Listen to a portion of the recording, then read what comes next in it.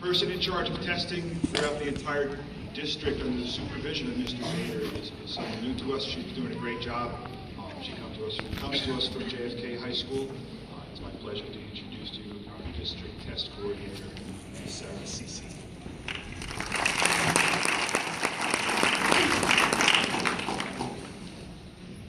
Good evening, and thank you for coming. I just want to preface this with this workshop. This presentation is for you. So there's going to be a brief overview, and then we're going to open it up to you, and you can ask any questions that you want answered. If we don't have the answer, you'll email us, and we will get back to you. So just keep that in mind. Just so you know, the presenters for tonight, in addition to me, are Chris Callahan, who is the supervisor of technology and the assistant district test coordinator, the PARCC technology coordinator. We have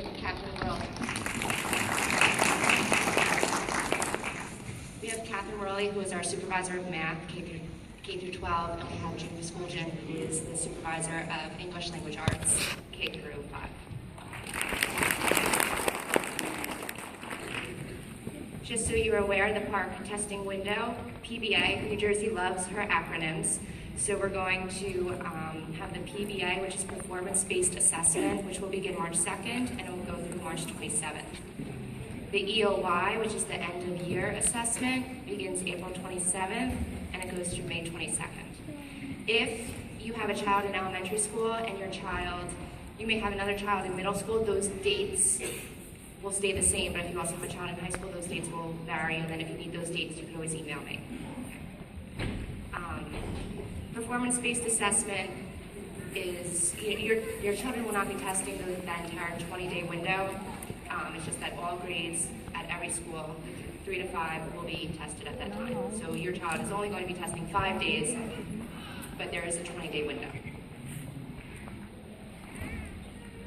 So you're all aware of the Common Core, and just a brief overview as to why we're doing this and why the test changed from New Jersey Ask to the PARCC is because we came up with these new standards.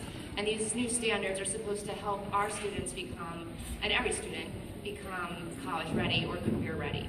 So instead of New Jersey in the past, New Jersey, when kids graduated from high school, what they knew versus what a student in Maryland knew were completely different. So the nation is trying to come up with these uniform standards, and now we're realigning our tests in order to make sure that everyone is on the same page. So no one is at an advantage or disadvantage depending on where they grew up. So how will this change help our students? The new standards are designed to help students of all ability levels achieve. It is not supposed to be, you probably have heard that the PARCC is a rigorous test. Right? You may have heard people say that it's a more difficult test. It's not necessarily more difficult, but it is more rigorous. The Common Core standards are more rigorous, but it's only because we want those students to achieve. And they allow us to have students achieve at all levels. They're focusing on problem solving and critical thinking skills, and not just memorizing answers, which is the big change from what we know about the NJ Ask and how it's a very formulaic test. They wrote the persuasive essay, it was a 5-paragraph essay, everyone pretty much wrote the same thing, and just plugged in the new ideas for the new topics. So this is more critical thinking, it's a more advanced skill. And how students learn is just as important as what they learn. So what is PARCC? Again, brief overview, partnership for assessment of readiness for college and careers. A couple states are doing this. I think there's 9 altogether that are participating in the PARCC. If they're not participating in the PARCC, they're taking a test just as rigorous as the PARCC called Smarter Balance. So it's not that New Jersey's trying to attack our students. It's just everyone is taking on these new standards and they're taking a test that's going to be aligned with them. And the content will include English Language Arts and math. The 6 priority purposes of the PARCC assessment is to determine whether students are college ready or on track to be college ready. Right? Read in the newspaper, you've heard all the time that there's a lot of kids, a lot of students graduating high school and their colleges are adding remedial classes. We're trying to limit the amount of kids going into remedial classes, and that way they can start freshman year in college and ready to go. Okay? And regardless if they're college bound or not college bound, when they graduate high school, they should be able to all master the same skills. We talked about the Common Core state standards. We measure the full range of student performance, including that applying low-achieving students, provide educators data throughout the year to inform instruction. We want to, as supervisors, what we're trying to do is align our curriculum and revise our curriculum in order to get to every student, to reach every student in order for them to succeed. The test is to create innovative 21st century technology-based assessments, and you'll see that, and you may be a little weary of the tech part of it, but I'm going to be honest, your children are a lot more prepared for this test than anybody else. They're more tech savvy than I am, than probably you are. And it's to be affordable and sustainable. So how is PARCC different from the NJS? NJS, is paper and pencil. Students were tested once a year for 5 days. Did not measure critical thinking skills. We talked about the formula. It was a bubble test, and the results were received after the school year ends. For PARCC, it's a computer-based test, again going with the 21st century learner. The students are going to be tested twice per year in order to show that growth. So the first part of the PBA is 75% of the school year. The EOY is going to be 90%, and in essence, we should see a growth within that student as he or she moves on further within the curriculum. The results we will get the results quicker, comprehensive critical thinking and problem solving tasks, and it will assess again whether students are on track for success in college and careers. I'm going to turn over now to our tech supervisor. I have to lower this, I'm a little bit shorter than Ms. Cece. I'm Chris Callahan, and as Ms. Cece said, I'm the technology coordinator, the assistant district test coordinator. I work along with Ms. Cece and the supervisors, Dr. Zaga and Mr. Pater. What we've been doing, we've been working along with your principals since September. We've done readiness surveys, and readiness surveys consisted of finding out how many computers, how many laptops, Chromebooks, iPads, all that technical stuff like networks, switches, bandwidth, and we found out what we need, and the board we've been working along with the Board of Ed. If you've noticed in the last agenda, we added over 800 devices they approved last month to add, so that we make sure that all the schools, every single school, elementary, which is mainly here tonight, middle school and high school, all have the necessary devices that students can test and use the assessment. Last year, we field tested. We're a field test district. We tested half the schools last year. It was very successful. So we're very familiar with it. They have made some changes, but those schools that tested last year are much more familiar with the process for this year. Some of the technology skills that Ms. Cece said, that's why this test is different. It's no longer paper-based. And I have a 3- and 4-year-old, and my 3- and 4-year-old can drag and drop, and they can chain text and cut and paste. That's why most students are very familiar. It's not the old-fashioned way that we tested with bubbling in A, B, C, and D. It's using a computer, and when we did our field test last year, students were very comfortable using a computer or device, Chromebook or iPad. So they were very familiar with it, and that's part of the thing that they're looking to test now, is how using that as the assessment. It's no longer just filling in the bubbles. It's actually using it. Sometimes it's more than one answer, and that's why they have to drag and drop it. Sometimes they have to read or listen to text or watch a video. That's how they learn nowadays. They're watching TV or they're watching a video. They're going to be tested on that. They're going to determine their understanding and find out what they know and don't know, and use their problem-solving skills for that. All the old acronyms are up here. We used to have the NJASC in the lower levels. We had the HESPA in the upper levels. We had the ELA in math in grades 3 to 8. And then we only tested in the high school. And it was elementary. We only tested one grade in the high school. Now we are testing grades 3 through 11, and also math, algebra 1, algebra 2, and geometry. All grades 3, 4, and 5 in the elementary schools. We'll be testing both language arts and math. And the PARCC components. The PBA stands for Performance-Based Assessment. That's what they're going to be taking in that first window. That window of March. They're not testing the whole month of March. That whole window of March is when They're going to be taking a performance-based assessment, which is supposed to occur after 75% of the year. It's going to be on language arts and math, and we'll show you some specifics on it a little later. But this is where they're doing a lot more involved problems. We'll talk about the different types of problems in just a couple slides. But at the end of the year assessment, the EOY, which occurs in May, those are just more multiple choice type answers, focuses in language arts just on the reading comprehension, and there are certain key areas in math that it will focus on for fact, fluency, and content areas. This is just a slide that will kind of show the parts that the students will be taking. If you look at like a grade 3 or grade 4 ELA, they take 3 parts here in March, and they take 2 parts of math in March. And then in the EOY, they take 1 part of ELA and 2 parts of math. So in total, it's 8. But if you're trying to compare it to the NJ Ask was almost a whole half day of testing. This is much shorter, 75 minutes is a much shorter time. After they're done testing, they have 3/4 of the day left to still, do all the other subjects. So it's not a full day of testing. Most students will finish at the 75-minute time frame, and then they'll have the rest of the day, to work on all their other subjects they need.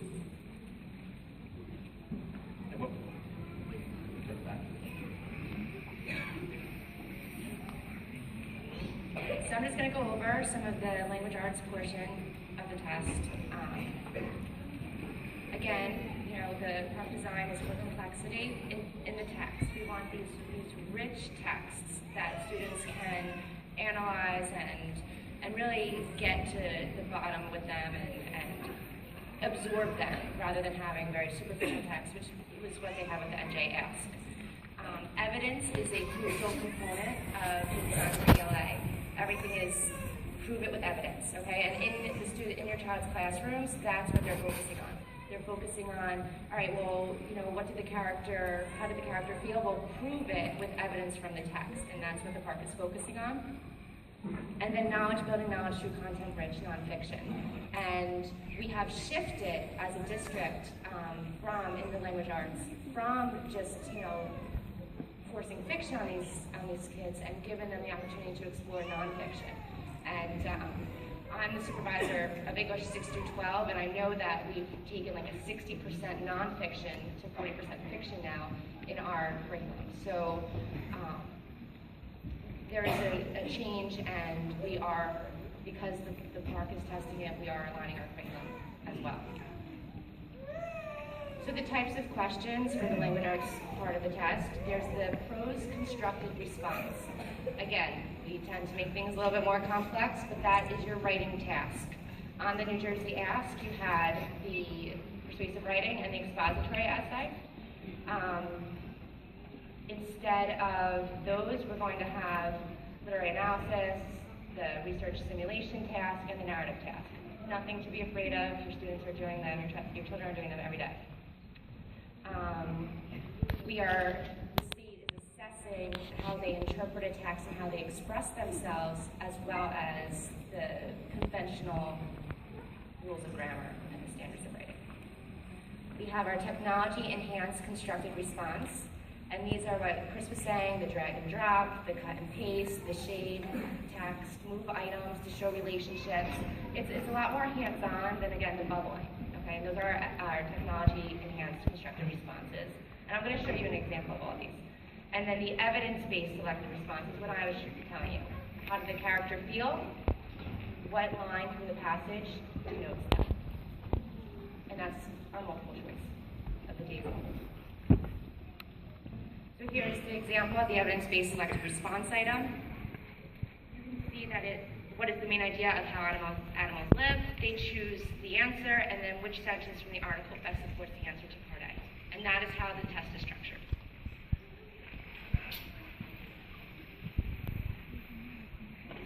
Our technology-enhanced constructed response is going to look something like this. So you're going to drag the words from the word box into the correct locations on the graph to show the life cycle of a butterfly as described in how animals live. So they would take adults, and obviously it's going to be in box 4, and they would drag it to 4, and they would, do it for each one. The students are excited about this, and again, it's not just ABCD. It's they like it. It's hands-on. It's engaging more than the past tests were. And the pros constructed response, we have an example that they have read 2 texts about famous people in American history who solved problems by working to make a change. Write an article for your school newspaper describing how Eliza and Carva faced challenges to change something in America. Your children are all practicing this every day in class, and they take what they've read. So instead of having something completely separate, like the persuasive essay, school uniforms, or no homework, and something that they couldn't really relate to, they haven't read, they had no evidence to support it, they're now taking the texts that they read, and they have, an idea, they have examples, they have evidence to prove what they want to say. Some student who never wore a uniform, how can he or she write about school uniforms if they haven't been exposed to it? We are now exposing kids to read the different texts and be able to respond accordingly. For the performance-based assessment, the first unit is the literary analysis task. Okay? And that is going to be, the students are going to get a reading passage, and it's going to be a long fiction passage, whether it's prose, poem, or drama. The longer passages are 800 words or less. They're going to have to read it, and they'll answer a few questions that are the technology-based questions or short answer questions for that passage. Then they're going to read passage 2, and that's a shorter piece. It's going to be 400 words or less. Again, prose, poem, or drama. It could be an audio or a visual aid. Okay, there's a couple opportunities here that they can, it's not just reading all the time, and they're going to answer a couple questions on that. Then they're going to do the literary analysis, and they're going to take those 2 pieces, part A and part B, take them and come up with a new idea based on those 2 passages.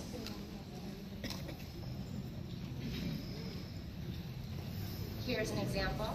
So using what you have learned from reading The Road Not Taken by Robert Frost and the excerpt from the chapter The Dragon Wakes by Lawrence Webb, write an essay that provides an analysis of how choice is treated in the 2 texts. What essentially is going to happen is that they're going to read two pieces. They're going to pretty much have the same theme, and the children are going to have to compare and contrast. That is Unit 1. Then we have the narrative task. In this portion, there's going to be a short or long fiction or nonfiction passage, text or audio or video. And then there's going to be a couple questions, as always, to just garner comprehension. And then for part B, they're going to write a narrative writing task. And this could be finish the story, or tell the story from another character's perspective, or describe a scientific process of what occurred within the passage. One thing that you have to know is that this is not just English anymore. PARCC is also incorporating history and science in order to use all disciplines and give a greater knowledge to the students. An example of this, in the above excerpt, the author develops an interesting situation where the narrator, Rachel, is discussing her feelings about her 11th birthday. Think about the narrator's current situation regarding the sweater, her hesitation, along with the details around this classroom environment. Write an original story to continue where the passage ends. So what happened next? Kids love doing that, it's creative, and they will have no problem doing this at all. The last unit for English is the research simulation task. And this, not to give you anxiety, but it's like a mini research paper. Okay, what they're doing is they're getting a couple sources, they're going to have to see the different points of views and synthesize a new idea. Okay, come up with their own idea. So part A is reading passage 1, it's a longer nonfiction passage, it could be a speech, an argument, an opinion, biography, okay? They'll have to answer questions. Then part B is a shorter nonfiction passage, answer questions. And then they will have an additional passage. And it doesn't necessarily mean a reading passage, I know it says reading passage there, but it also could be a video or audio clip. my experience with looking at the questions, it is going to be a video or an audio clip or maybe like a cartoon, something like that, that they're going to have to look at and, you know, answer a couple questions about it and then use it in their essay.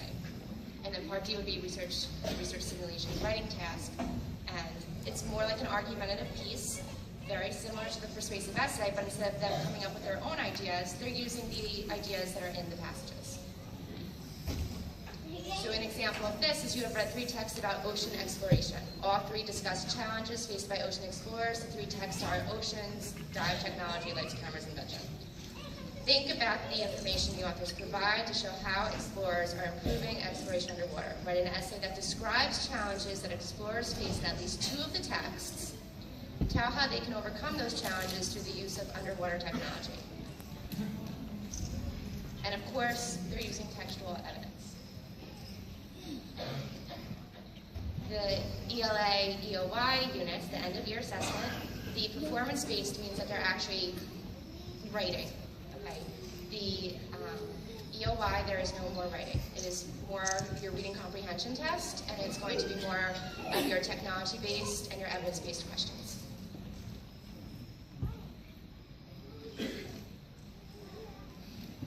I know some of you are taking pictures.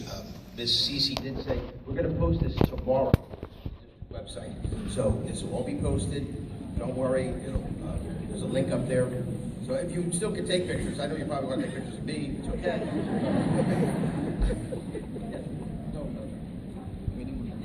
So it'll be posted tomorrow. This one will be posted tomorrow. But we're going to, this way you don't have to use up all that space. Math, as Ms. Cece was saying, math has, there's the shift to Common Core, and math focuses on the focus, coherence, and rigor. The standards are, they're not as many. There used to be a mile wide and an inch deep, and now they're really, like a mile deep. They really go in depth with the math standards. In fact, like algebra, even though we don't teach algebra until 8th or 9th grade, the algebra concepts already start at an early age in 3rd grade. And that's something that will go across grade levels. Certain concepts will go across grade levels, and certainly the rigor. Teachers now, curriculum's been changed. They no longer ask, what's 3 plus 3? It's why. How did you get your answer? So, those shifts have already been made. We aligned to the curriculum a couple of years ago. So, in both language arts and in math. Math does have numbers. Math always has 3 types. Type 1 is your typical type that we've always seen in the past.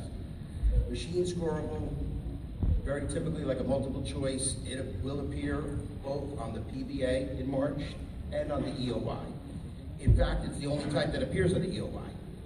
In the future, the EOY will be graded a lot quicker, so that when they take it in May, we should get the scores back much quicker, because it's only type 1 questions. Type 2 and type 3 are on the PBA. Type 2 is your typical maybe multiple answers or fill in the blank type of things, where they're assessing whether the student understands the mathematical reasoning behind it. And then type 3 is your extended response type question. That's really problem solving, multiple steps, A, B, and C. Those definitely only appear on the PBA. And we'll give them real world scenarios now. No longer do you have to worry about the cassette tapes or the 8-track tapes, for those of you who know what I'm talking about. They'll be asking more questions about, maybe Blu-ray DVDs or high definition or ultra high definition TVs type questions. In the elementary level only, there's only, in 5th grade, they only get a mathematics reference sheet, and there's no calculators allowed. They have to use their math reasoning skills that they're learning every day. They will be given 2 sheets of scrap paper, pencils. Only students with IEPs or 504s can get a calculator. Other than that, in the elementary level, there'll be no calculators given. And we have a nice little video. I am the technology guy. So there's a little video here. It goes over. You're going to see the actual PARCC examples on the video.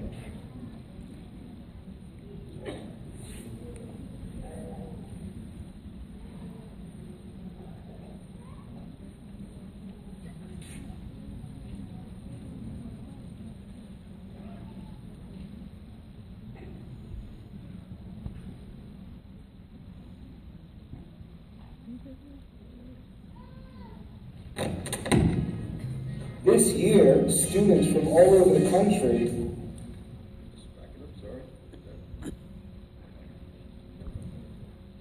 Hello, awesome students! Today I want to talk to you about PARCC. This year, students from all over the country are taking a new type of assessment to see how well they're learning, and so teachers can improve their education. This assessment is called PARCC. Now, PARCC is important. Think about it like going to the doctor. Every year, many kids go to the doctor for a checkup and to see how much they've grown. PARCC is the same thing, just for your education. We want to give you a checkup and see how much you grow every year. PARCC is 2 assessments. The first part's going to be mid-March, and the second part's going to be toward the end of the year. And oh yeah, something else. PARCC is totally online. Since PARCC is online, you can ask better questions in new ways. Let's take a look at some of them. Your screen should look like this. Click on the View English Language part, because we're going to take that first. Select your grade, and then you want to select Standard Test Nav version. Once it loads up, I'm going to introduce you to the first key to doing well on PARCC. You have to make sure you read the directions. The directions will be located on the bottom here, and once you read it, enter your name and hit Start Test Now. You'll see that this is the first session and how many questions are in the session. When you're ready, hit Start Section. This is PARCC. It might look a little different than you're used to. Notice the directions are up here, and they'll be over here as well toward the top. Notice that you can scroll the screen, but you also are going to have to scroll the reading passage in the English section, and maybe even the math section. Notice the directions on the top. After I've read them, these are multiple choice questions. I would select the circle next to the letter, which I think the answer is. Up top on the PARCC, you will see that I can click on the notepad button, and I can take some notes if I want to. I can also use the answer eliminator. If I think an answer is wrong, I can eliminate some of them before I select my answer. Once I've answered my questions, I hit the forward arrow to go to the next question, or the back arrow to go back to the previous question. But let's say I don't understand this question. I can hit the flag button and save it for later. And I can view all the questions in the section by hitting the review button. And that's how I can jump around to review my answers and go question to question. On this question, you will see the directions again on the top left and the top right.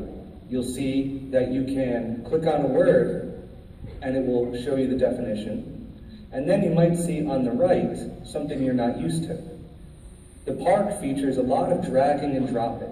Here it's asking you to pick out the conflict and select what came from the conflict. Notice, I might not use all of my answers.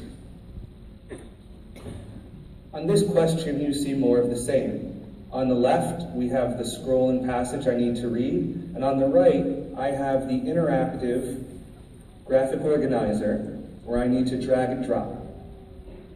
On this question, I have to drag and drop highlighted text. But what happens if you drag and drop the wrong one? Hover over and just click the X. On this question, not only should I again read the directions, but I have to read 2 passages that are separated with tabs. So I can click on one tab, scroll, click on the other tab and scroll, and then I can drag and drop the answers on the right-hand side. On this question, you'll see our directions again, but then you'll notice not only are there 2 tabs, there's actually 3 tabs. 1, 2, 3. And if you notice, this 3rd tab is actually video. Yep, the PARCC has video. And you'll notice the video on PARCC works just like YouTube. I can mute, I can adjust the volume, I can pause the video if I need to, I can back it up to the beginning, or I can jump ahead. So don't be afraid to do that to help you answer a question. Finally, on the right-hand side, all I have to do is select the highlighted text that I think best answers the question. But this is a great illustration of why I need to read the directions. Take a look. The directions say I should be selecting 1 highlighted text per column. But as you saw before, there was nothing to stop me from selecting more than 1 highlighted text in the same column. If I do that, I would get this answer wrong. So it's important to read the directions. Make sure that I'm selecting one from each column, like the directions tell me to. Next, this is what an essay or a short answer may look like on the park. You can actually type as much as you need to in this box. It will expand to your writing, so don't think that you're limited to writing that little space. I can also highlight text by highlighting it and then selecting a color of my choosing. If I need to unhighlight it, I just do the inverse. You'll see that we have cut, copy, paste, undo, and we can make lists as well as bold, italicized, underline. Those you might be used to from using Google Docs or Word. There's also two types of questions you should look out for. The top of this is a multiple choice, but if you notice, part B is checkboxes. I can select more than one answer. So remember, circles mean one answer, and squares mean more than one answer. And you'll see in this question, you might be asked to pick something from a drop-down menu. When in doubt, don't forget, read the directions. They will tell you exactly what you need to do. If you feel overwhelmed or nervous about PARCC, don't be. Just remember to read the directions, your teachers are here to help, and we're going to do lots of practice. We know that you're going to do great. So, let's get this practice PARCC started.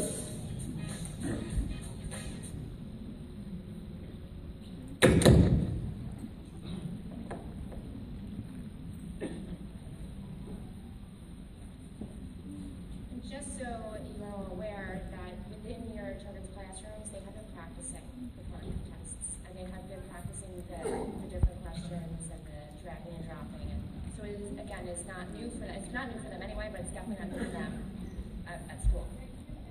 My children are right here. This is where they have no practice. This is all we do for them. And they said they didn't understand the mediation. We're gonna show where you can access the test questions at home to practice with your kids as well at the end of this. I also want to know how are you going to get computers for every student that has taken the test? We have enough computers for the students to take the exam. And the internet, everyone's getting online, it breaks down. So what happens if We they're are on there and we are going to address these questions, I promise. After this, we will answer all of them, but there are things in progress and everything is going to be fixed.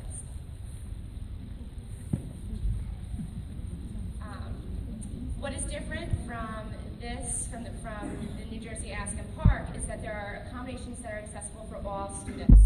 So your child doesn't necessarily have to have an IEP or a 504, and he or she will get the chance to eliminate answers. They will be able to flag items just like you saw. So that is an accessibility feature. Those are accessibility features for all students. The pop-up glossary, I think, is a great addition to this for words that they're unaware of, and every student does get that. Scoring, this is the last portion of this presentation, then we're going to open the floor to questions, but scoring is different. For the New Jersey Ask and HESPA, it was a three-part question, a three-part score. So you got partial proficient, proficient, or advanced proficient. On PARCC, it's 5. Okay, so scale 1 to 5, and instead of 100 to 300. The PARCC, the NJ Ask gave us basic data. If your student scored proficient, we knew where to place that child. We knew what he was capable of. With the PARCC, the rich data is going to send us more information, and we're going to have a better idea of what your child knows and doesn't know at the end of the year, and then we can revise our curriculum accordingly.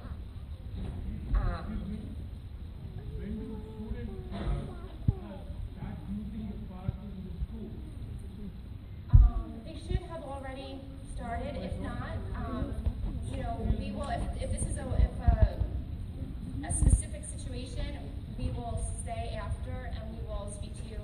So it may just be your school or your student. So we will get that information later.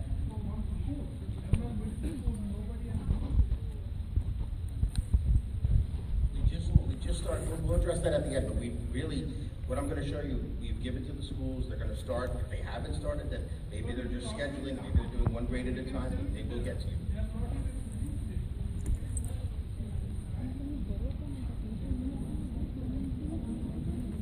Let me just, before I guess we're already into the question and answer period.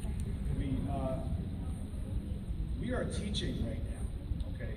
And so since I've been superintendent, we teach our children, and we teach them, we give them a well-rounded education. When we did the PARCC pilot last year, there were no problems. Well, there were some problems with the internet, which we have addressed, and we've spent a great deal of money increasing our access points, increasing our bandwidth. One of the things you have to remember with PARCC is it's not like the ask where all students in grades 3 through 5 test every day. Some days it could be only a couple of classes testing. Okay, so it's not like the old days where the school shut down and everybody tested for a week.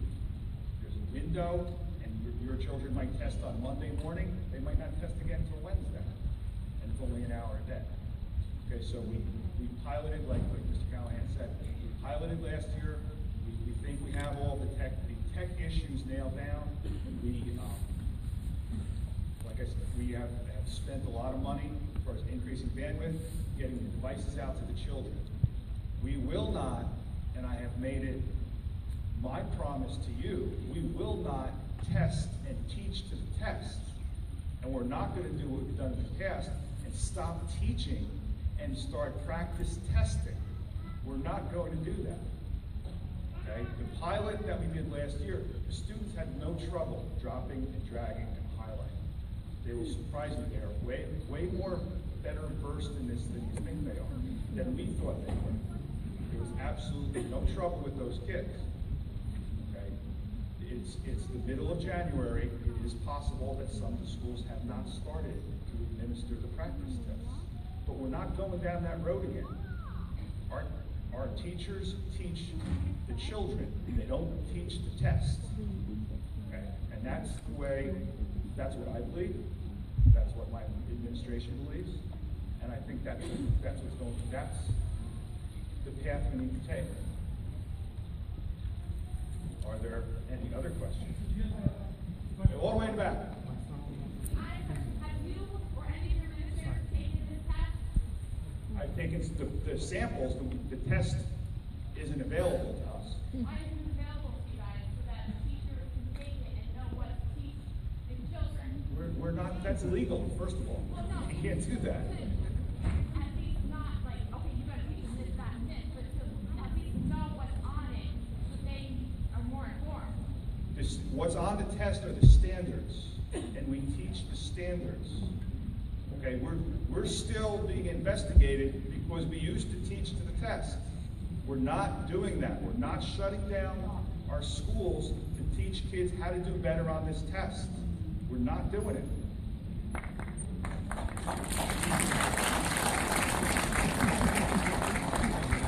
If the teachers are teaching to the standards, okay, the standards, we want to say this is what our kids need to know in 3rd grade. At this point, we teach the standards. This is a test that, in theory, will measure that. And let me emphasize in theory, just as the NJ asked, in theory, measure what the students should know. We will continue to take our PARCC data and use it to help our kids to make sure that they are reaching benchmarks, to make sure that they are grade level appropriate as far as their knowledge and their ability. Okay, but remember, this is a standardized test that doesn't count on their report card. It doesn't count on their grades. It's not factored in any of these promotional decisions in elementary school. Students who don't do well, we help them. We help them so that they do well the next year. And if they don't do well the next year, we keep helping them so that they catch up. And our record has shown by 11th grade, our kids do really, really well. Okay, I was with a group of high school students, high school juniors on Tuesday night. I was speaking with them. And we were talking about college applications. And I asked them, how many of the colleges that you applied to ask you for your NJS scores in 5th grade? And I got no hands. Okay, we are, as a district, and these are our core beliefs, and this is what we believe. The tests that are important to us are the SATs, the AP test, and the ACTs. Because those are the tests that you want your children to excel at. This test is a diagnostic test. It means more to the school. and to the teachers and to the principals than it does to your children. Okay, so fear not, fear not. We're not going to teach to test. We're not going to drill our kids with sample items every day so that they do well on this test. We're not doing it. Right here in front. How does this get them ready for the SATs and all those other tests? The question was, will this get them ready for the SATs? It will. I think Chris can elaborate. I can even tell you the gentleman who is in charge of the Common Core standards, he is now the head of the SAT.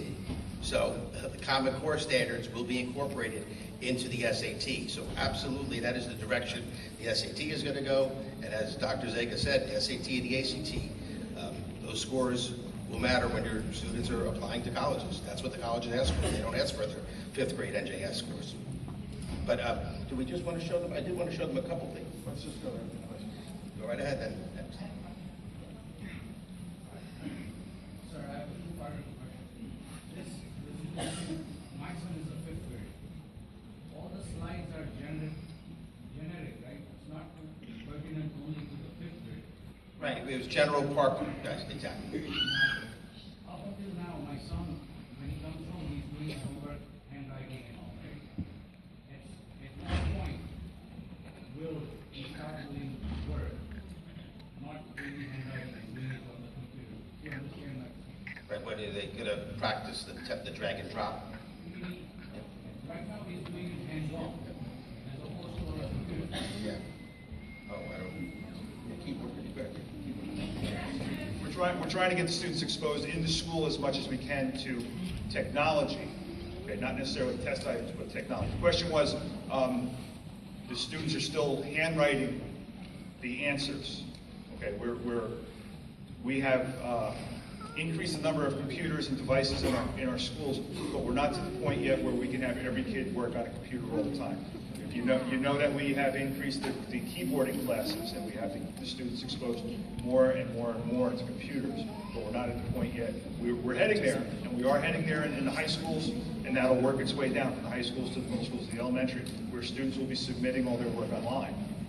But we haven't gotten there yet. Yes?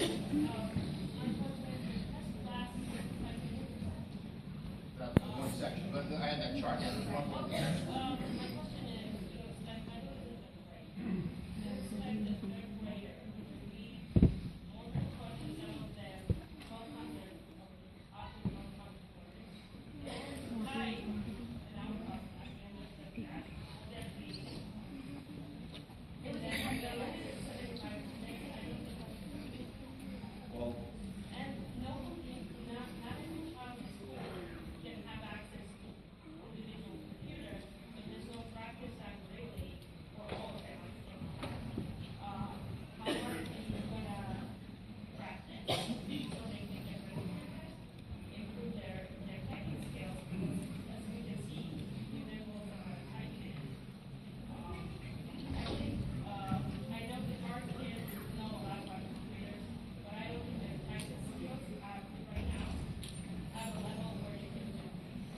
You're right, and I agree with you. It's a lot. What she says is it's a lot of time for a 3rd grader to. 75 minutes is a long time for a 3rd grader to be expected to not only concentrate, not enough time to read all of it.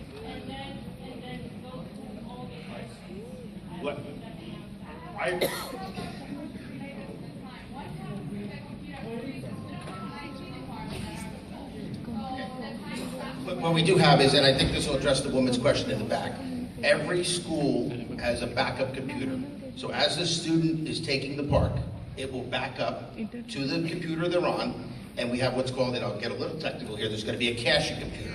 We have caching computers that will back that data up. And last year, during the pilot, we went and purposely disconnected some computers to test to see what would happen if a computer died while a student was taking the test.